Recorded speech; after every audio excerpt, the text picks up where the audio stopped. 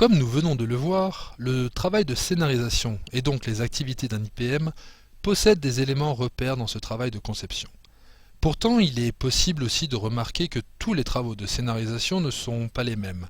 Nous allons donc essayer de déterminer ce qui les distingue. Évidemment, il faut commencer par préciser que chaque commande est unique. Le travail de scénarisation est en conséquence une réalisation originale. Le public cible est différent à chaque fois. Le produit à réaliser peut s'adresser à des personnes d'âge différents, enfants ou adultes par exemple, dont les processus d'apprentissage sont spécifiques, ou simplement parce que le dispositif général de la formation est autre, en alternance avec du présentiel ou pas. Unique aussi parce que le scénariste peut s'adresser une fois à des novices, d'autres fois à des experts du métier. L'objectif d'apprentissage n'étant pas le même, le message dans le contenu sera donc adapté. Sensibilisation, découverte ou approfondissement.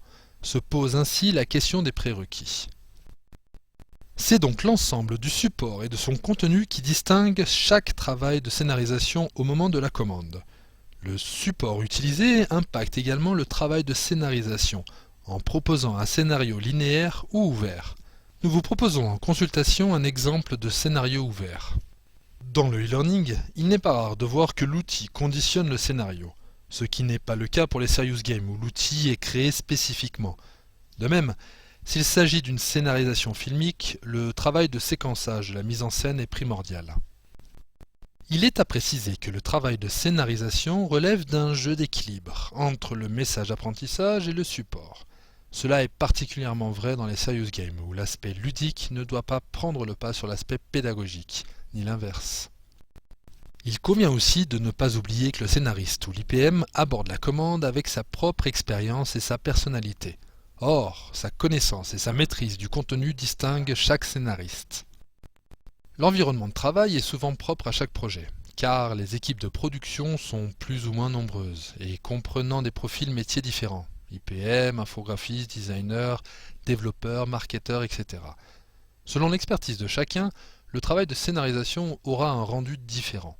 Par exemple, dans le cadre d'un serious game, l'infographiste va être indispensable, ce qui ne sera pas le cas pour un dispositif à distance plus classique. Enfin, les outils peuvent être conçus avec les utilisateurs qui connaissent le public ou qui appartiennent à ce public cible.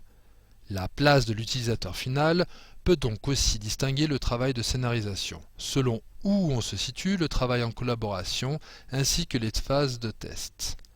Dans les serious games notamment, c'est souvent une équipe d'experts métiers qui élabore les contenus alors qu'ils ne sont pas nécessairement les futurs utilisateurs. Alors qu'un certain nombre d'éléments laissent à penser que le travail de scénarisation est une activité avec des repères et des étapes systématiques, nous avons pu voir que ce travail est différent à chaque fois. Le travail de scénarisation implique en conséquence une grande capacité d'adaptation afin de trouver la meilleure approche possible. L'approche du scénariste va dépendre de plusieurs facteurs. La maîtrise du sujet. L'IPM connaît-il ou pas le sujet? Faut-il qu'il le creuse davantage ou pas afin de conserver un regard objectif? En même temps, il n'est pas facile de construire un scénario lorsque l'on n'y connaît rien. La précision du cahier des charges. Est-ce que le commanditaire sait ce qu'il veut? A-t-il une idée précise du produit final ou pas? Mais le cahier des charges aborde d'autres questions influençant l'approche. Tout d'abord, l'objectif d'apprentissage et les compétences visées. Est-il possible ou souhaitable de travailler plusieurs compétences en simultané? Ensuite, la définition du public cible. Il est primordial pour l'IPM scénariste de penser à l'usager final, au destinataire, et donc de s'intéresser à sa culture pour comprendre comment il pense et comment il apprend.